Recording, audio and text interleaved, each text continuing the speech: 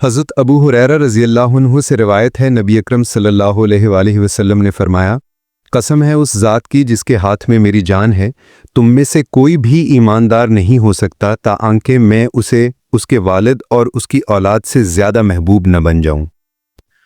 تشریح: دیگر عناوین کے برعکس اس عنوان میں ادباً رسول اللہ صلی اللہ علیہ وآلہ وسلم کا ذکر مقدم فرمایا ہے۔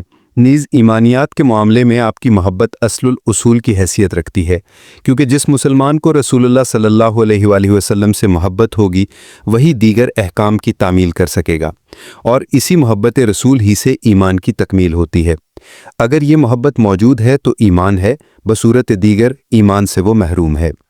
اس سے ایمان کی کمی بیشی پر بھی روشنی پڑتی ہے، کیونکہ محبت ایک ایسا عمل ہے جس میں کمی بیشی ہوتی رہتی ہے۔ محبت کی دو قسمیں ہیں، ایک طبعی جو غیر اختیاری ہوتی ہے۔ اس قسم کی محبت معیار ایمان نہیں ہے۔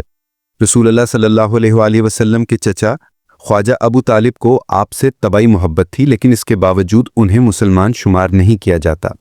دوسری محبت شرعی اور عقلی ہے، جس میں انسان اپنے ارادے اور اختیار کو استعمال کرتا ہے۔ ایمان کا مدار اسی شرعی محبت پر ہے، اور یہ حقیقت ہے کہ جب کسی سے شرعی محبت ہوتی ہے تو محبت طبعی بھی آ جاتی ہے۔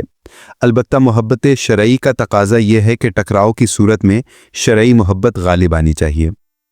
اس حدیث میں اپنے نفس کی محبت کا ذکر نہیں، کیونکہ یہاں ذکر با اعتبار ظہور کے ہے اور اپنے نفس کی محبت کا ظہور نہیں ہوتا۔ پھر دوسری روایت میں تمام لوگوں کی محبت کا ذکر ہے، اس کے عموم میں اپنا نفس بھی شامل ہے۔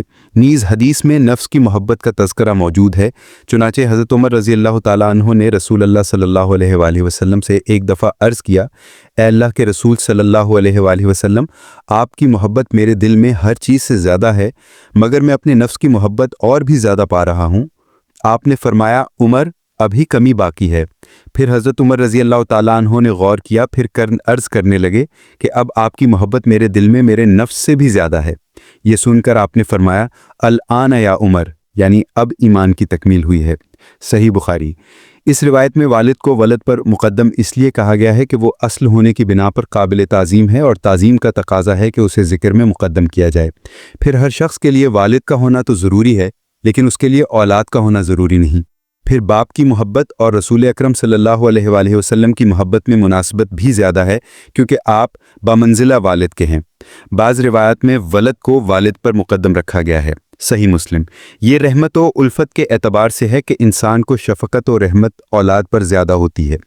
رسول اللہ صلی اللہ علیہ وآلہ وسلم سے محبت کا تقاضا یہ ہے کہ آپ کی سنت کی تائید و نصرت، اس کا دفاع اور منکرین سنت کا مقابلہ کیا جائے، آپ کے لائے ہوئے طریقے پر عمل کیا جائے، اس کے لیے وقت، صلاحیت اور مال وغیرہ خرچ کیا جائے۔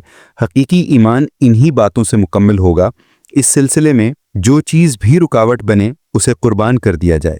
اگر مومن اپنے اندر اس معیار کو محسوس کرتا ہے تو حقیقی مومن ہے، بصورت دیگر اسے اپنے ایمان کے متعلق غور و فکر کرنا چاہیے۔ شرح الکرمانی، واللہ المستعان۔